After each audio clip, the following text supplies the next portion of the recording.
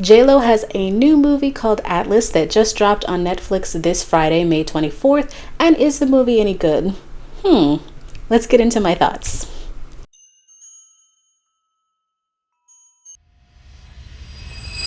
Hello, I'm Diamond, aka Lady Leo. Welcome to my channel if you are a brand new viewer, or welcome back if you are a returning viewer. So I saw some promo for JLo's movie Atlas. I saw it probably a couple weeks ago at this point, and I thought it was interesting because I'd never seen JLo in like a sci-fi action kind of movie. So the movie stars Jennifer Lopez, Sterling K. Brown, Simu Liu. I hope I pronounced his name right. I practiced it a couple times. Simu Liu, and I think Mark Strong is in here too. He's not playing a big character, but those are like the main cast of characters. This film is directed by Brad Peyton, who's also done films like Rampage and San Andreas. He also directed a couple episodes of a show that I really wish Netflix had kept for more seasons, which was Daybreak. So this takes place in the distant future. I don't know. I don't remember them actually naming like what year this is, but during this future, AI has become sort of commonplace where we use AI all the time, and now the AI have rebelled, and I guess they have one central person who leads them, which is Harlan. He was able to change his programming and do the same thing for a lot of other AIs.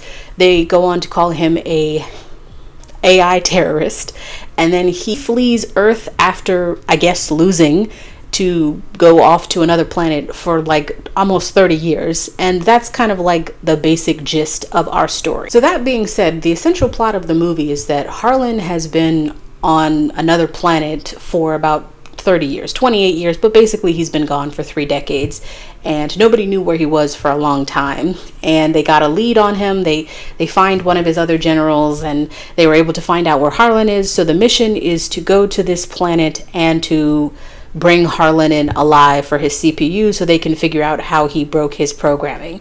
So that's essentially the mission.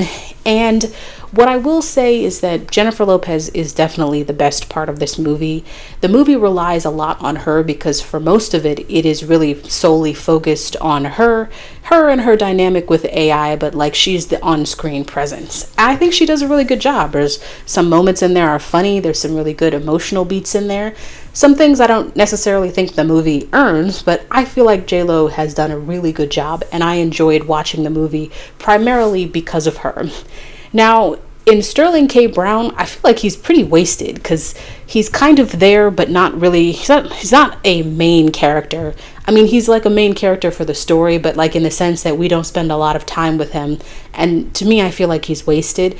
And the same thing with Simu Liu, who is playing Harlan. He's playing the AI who's been off on this world for 30 years.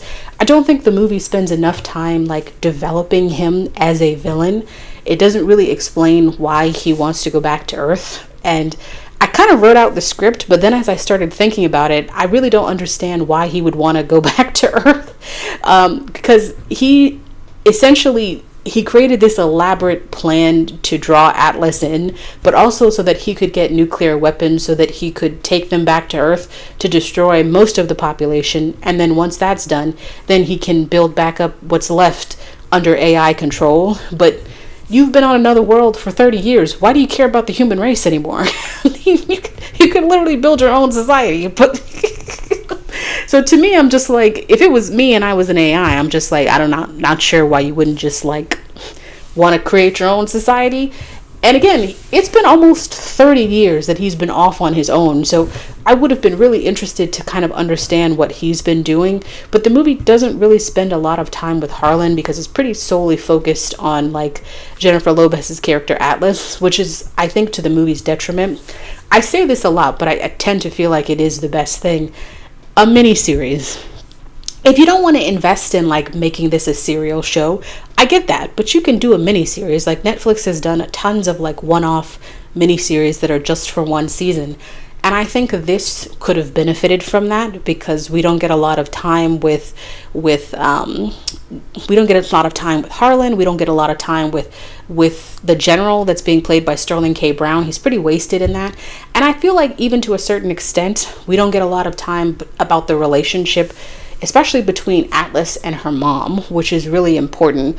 to kind of how the events unfold, especially her dynamic with Harlan. So like there's a lot of things I wish they could have had more time for, and I think if they had decided to kind of make like, you know, maybe like a 2 to 6 episode miniseries, it would have been much better received for me, because you would have had a lot more time to flesh that out.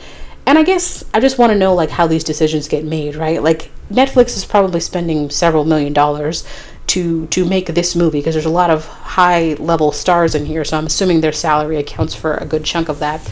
So I'm just like, does nobody ever think, you know, hey, why don't we make this a mini series? Is it any more of an effort? You know what I mean? It's not like you're making a serial show, you're making a one-off mini series. Is that any more work or any more money than what you're doing now? I don't know. So I would prefer this to be longer, so that they could flesh out a lot of things. Like I said, I enjoyed watching the movie. I mean, I saw the trailers and I thought it was interesting, so I wanted to definitely check it out. And again, I had a good, interesting watch. The movie got me a couple times, some emotionally poignant movies.